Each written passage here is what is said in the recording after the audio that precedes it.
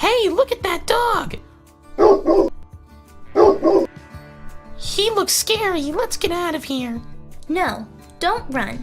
Dogs are faster than you, and it might want to chase you. What do we do? We should play the safe game. It's easy. When a strange dog approaches, stay still and chill. Arms crossed like a boss. Face away like you don't want to play. Eyes down and look at the ground. We want the dog to get bored, so it will go away. Don't run, scream, or wave your arms around any dog. That's not safe. Okay, let's be safe together. Stay still and chill. Don't move and don't make a lot of noise. Arms crossed like a boss. Keep your arms still and close to your body. Face away like you don't want to play.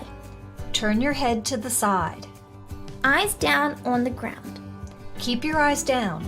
Don't stare at the dog. Look, it left!